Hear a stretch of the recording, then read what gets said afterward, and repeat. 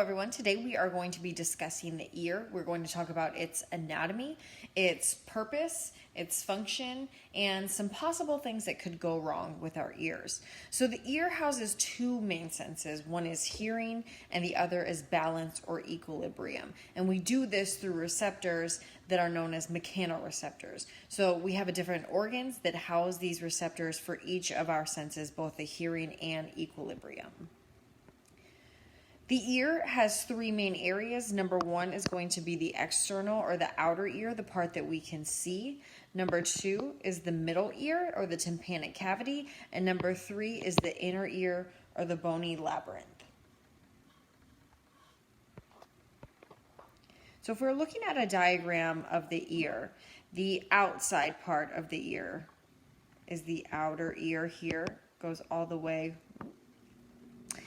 into our external acoustic meatus. So the outside of our ear is actually called your auricle, or your pinna. So the purpose of the pinna is to funnel the sound in and help it travel into the external acoustic meatus, where it eventually meets the middle ear. So our middle ear, what's going to separate our external ear from our middle ear is our tympanic membrane, or what we commonly know as our eardrum. In our middle ear, we have a series of smaller bones, and then the inner ear or the labyrinth is mostly for balance and the transmission of sounds. So the external ear is only involved in hearing. It is not involved in balance at all. So the structures like we talked about, the auricle or the pinna is going to be the part that we can see.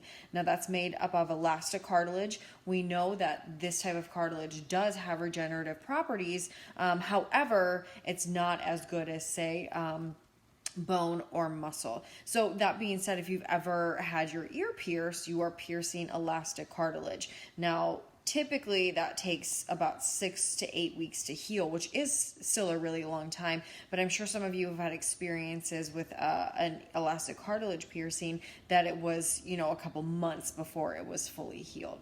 So the external acoustic meatus, again, is our auditory canal, so where the sound gets funneled into. This is going to be a small, narrow chamber that's actually encased in your temporal bone, so it is protected by the temporal bone.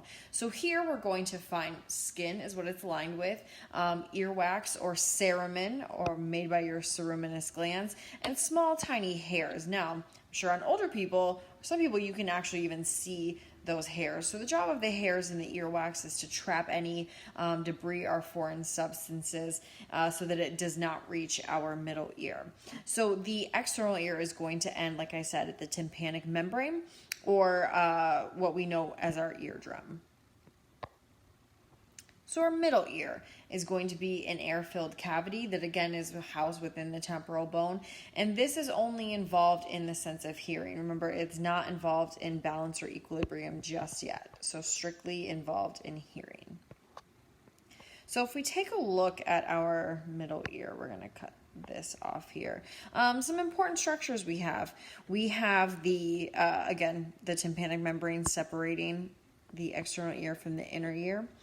We have our three main auditory ossicles or bones, auditory bones. So from left to right, we've got the malleus, the incus, and the stapes. These also, you may have heard, they're more common names of the hammer, the anvil, and the stirrup. Now, with the exception of the stirrup, I'm not really sure how the other ones look like. I don't know how this looks like a hammer. I'm not really seeing a stirrup necessarily here, an anvil here, but you can definitely see the stirrup of the stapes. So those three bones are going to transmit vibrations. How we hear them as sounds will be transmitted as vibrations into the inner ear.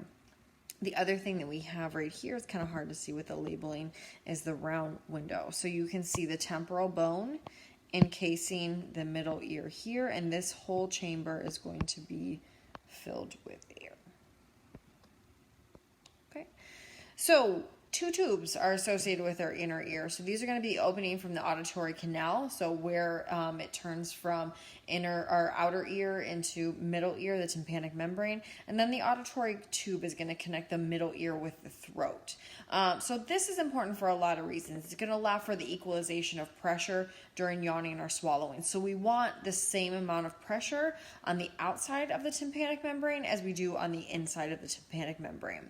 So things like yawning, swallowing, I know as I'm saying that, like, I want to do it too, to help, unplug our ear. So when we travel in an airplane, we get that unequalization of pressure from the outer ear to the middle ear. And what do we typically do to help with that? Obviously, we yawn or we swallow. Some people will chew gum. Some people will suck on like a hard candy because it is kind of the same swallowing mechanism. This tube is typically collapsed to keep that pressure, but as soon as we yawn or we swallow, it opens to help maintain that pressure equalization. Now, this is also really important, just saying that it connects the middle ear with the throat, because when you think of babies, those of you that may or may not remember, younger brothers or sisters or cousins, whenever you're feeding a baby, you don't want to lay them down flat. Typically, you want to prop them up so their head is up a little bit farther, because when they make this swallowing or sucking motion, it opens up this tube. And so if this tube becomes filled with fluid, that can lead to ear infections, because the fluid going from the middle ear to the throat can be really, really problematic. So that's typically why we see, infants with ear infections, small children that may need ear tubes as well. Okay, so these three bones are ossicles, so the malleus, the incus, and the stapes. Their function is to send these vibrations from the eardrum, move them through the hammer. These should all be arrows indicating the flow. So these vibrations come from the eardrum. The hammer is connected, or the malleus is connected directly to the eardrum. So it's going to move those vibrations from the hammer to the anvil to the stirrup, and then finally to the inner ear. Okay, so our inner ear are what we call our bony labyrinth. Labyrinth because it's hidden. It's housed deep inside. It includes our organs for hearing and for balance. So our inner ear is going to do both hearing and balance. So this is going to be filled with what we call paralymph, which is similar to cerebrospinal fluid and also has a lot of the same function as cerebrospinal fluid. So another reason that's called the bony labyrinth is because of a maze of these little bony chambers within our ear. So some of these structures are going to sound familiar to you. Your cochlea, your vestibule, and your semicircular canals are all structures within this labyrinth. So if we take a in-depth look at this, we can see right here where the stapes is going to connect to the inner ear. So here we have our cochlea. So I believe cochlea, or a root word of that in Latin, means like little snail, which makes sense because it is spiraled and filled with fluid. Over here we have our semicircular ducts in the semicircular canals. So this whole canalway. So these vestibules are really important. We've got one vestibule here, another vestibule here. What we can see coming off of here are our cranial nerves. So the facial nerve being one of them. That one's cut. It's not important here, but just to know that they do pass through really close to one another. Here we have our vestibular nerve. And then in this one, we have our cochlear nerve. So it's going to connect directly to the cochlea. Now, our vestibular nerve is going to connect to the semicircular canals. And what they're going to be responsible for is maintaining our balance and our equilibrium and helping us determine our position in space. So our equilibrium receptors of the inner ear are those vestibular apparatus. So they have two functions: static equilibrium and dynamic equilibrium. Now, off the bat, static meaning in a specific position, dynamic being when you're moving. But let's break those two down a little bit more. Ooh, okay. Labels did not end out well. But this is the vestibule that we're talking about here, semicircular canals, and then the nerve attaching to those vestibules. So our static equilibrium. Here we have maculae. They're called maculae. They are going to be our receptors in the vestibule. These are going to send us information and report on the position of your head. So this is strictly linear. It's going to monitor your linear acceleration and the position of your head with respect to gravity. So gravity is the other part of this that makes it static, right? Because gravity is going to always be one of our constants. So whenever you are walking, these fluids, actually, I'll explain here in just a second a little bit better, but they're going to move with you. When you abruptly stop, they're going to send information via your vestibular nerve back to your brain to say, okay, we have stopped. We are in this specific position. So the anatomy of that maculae, we have hair cells that are going to be embedded in what are called the otolithic membranes. So these otoliths, they kind of sound like monoliths to me, like Stonehenge, which is funny because otoliths are basically just tiny stones crystallized. They're going to float around in a gel near these hair cells, which sounds kind of crazy. But I'll show you a picture here in just a second. So think on the top layer, we've got these stones, then we've got a gel matrix, and then we've got little hair cells. So the movements of these crystals, or the otoliths, are going to bend the hair cells with inertia in the direction that you're moving to help send that information from your vestibular nerve back to your brain to help tell you where you are in space. So here's what these otoliths look like. They really do look like, I don't know if they're stalagmites or stalactites, but crystals coming up from this gel membrane here. And now we have these hair cells that are going to float kind of freely, think about like wheat flowing in a meadow, in this gel matrix. Now we see down here, let me move this up for you a little bit, we have our vestibular nerves that are going to connect to those hairs. So whenever they bend, if they move in a specific direction, it's going to send information back to your brain to help tell you about your positioning in space. If you've ever heard of people experiencing like an acute vertigo, sometimes what happens is these otoliths or these crystals can actually build up. And what happens then is it sends false information back to your brain about your position in space. So typically, people who are experiencing vertigo are very dizzy. Even sitting, standing, it's very hard for them to not be dizzy because this is sending the false information back through that vestibular nerve to your brain. And there are actually, if you go online on YouTube, there are actually a series of exercises that you can do to help break up these crystals. It is a very common problem. So here we go. If we take a look at your movement of your head, when you tip your head forward, the force is going to send that gel matrix tipping forward. So the hairs are also going to bend and cause those nerve fibers to get excited. Same thing when you tilt your head backwards, you're going to have a nerve fiber inhibition here, because the hair is going to bend away from the nerve, if that makes sense. And here we can see it bending towards the nerve. And then here's our normal static position. Okay, so now our dynamic equilibrium. These receptors are going to pick up on angular or rotary movements. So think about the example our book gives, and a great example is a figure skater whenever they're spinning in circles, or a ballerina. So these are going to respond to rotational movements. We have what's called your crista ampullaris. So it's going to be in the ampulla of each of those semicircular canals. So these are where the dynamic receptors are located in your semicircular canals. They also contain a tuft of hair that have a gelatinous cap over top of that called your cupula. If the head moves, the cupula drags against this endolymph or the gelatinous material, and it's going to again send information back to your brain in relation to how those hair cells are bending. So here's what we're looking at. It kind of looks like troll hair to me.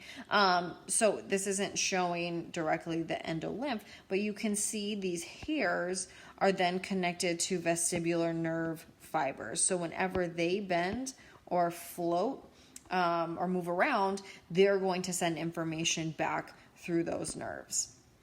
So here's what we're looking at. And actually, it's obviously you can't see it because it's not readily observable in here. But when the lymph is flowing one direction, it's going to move inside the semicircular canals in the opposite direction of the way that you are rotating. Okay, so it's going to kind of lag behind inertia.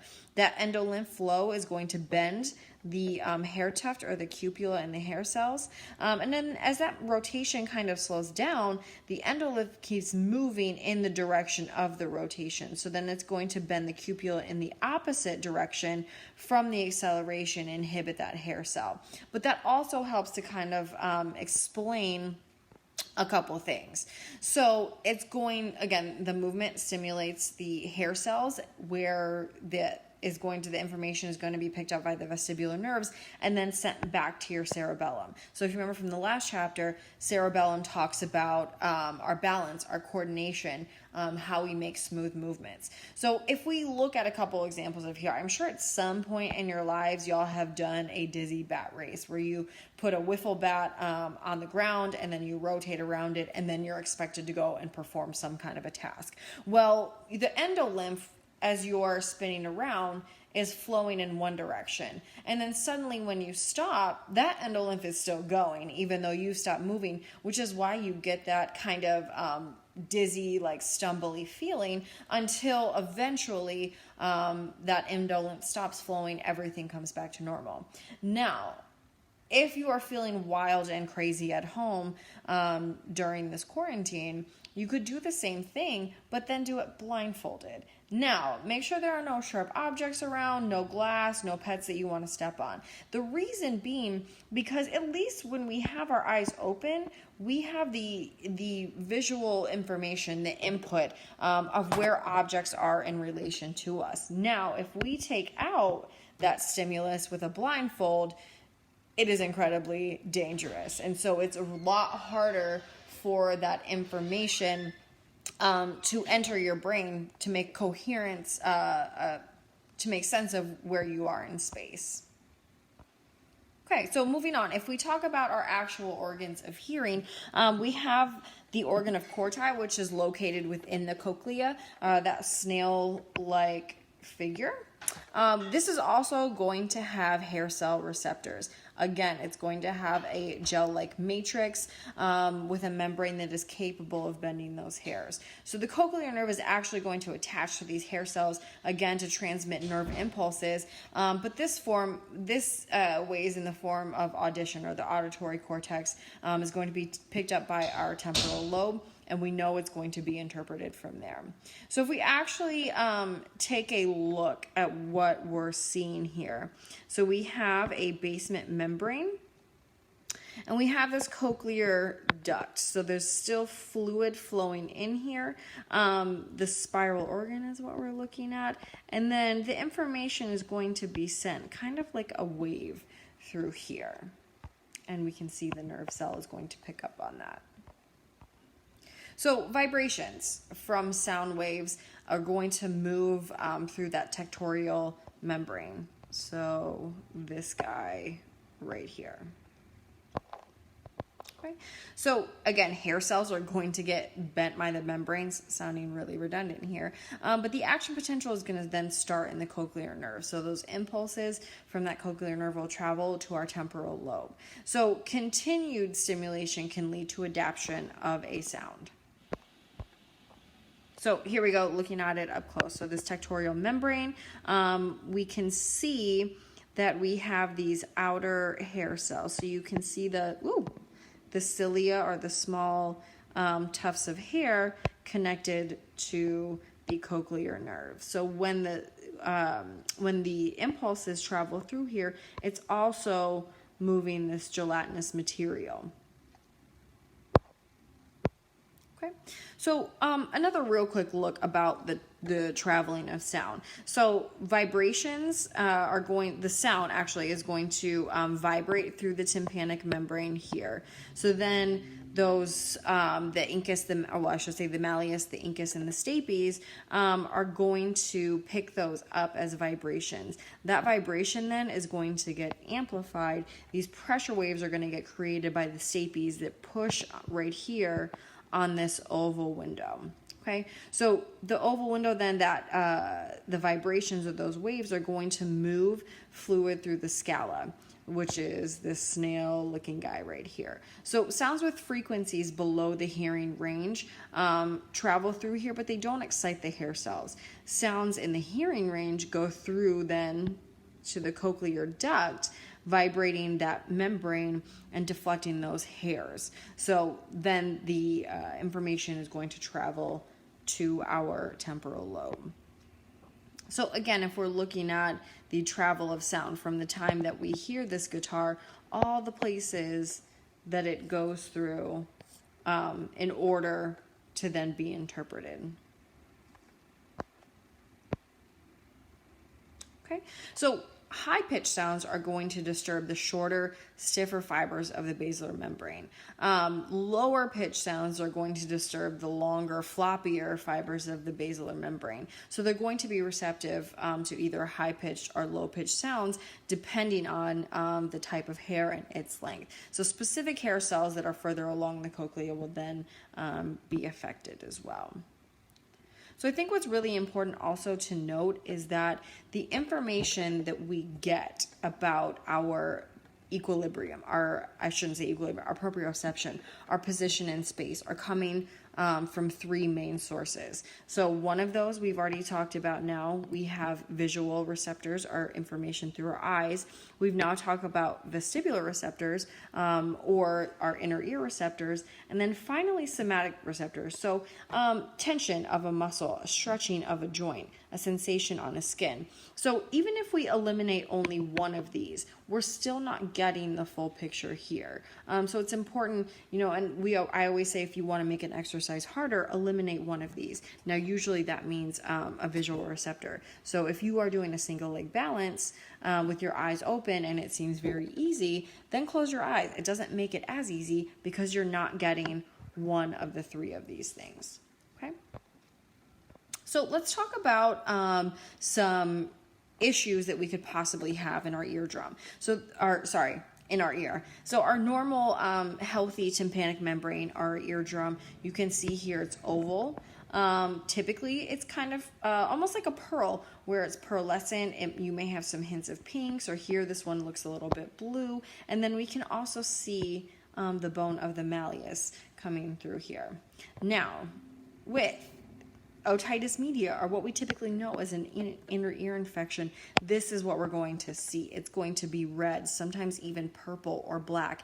It is angry, it is inflamed, and it is not happy. So typically, what we see, I read that having children get ear tubes is the second most common surgery among children and infants. So here we can see the little tube.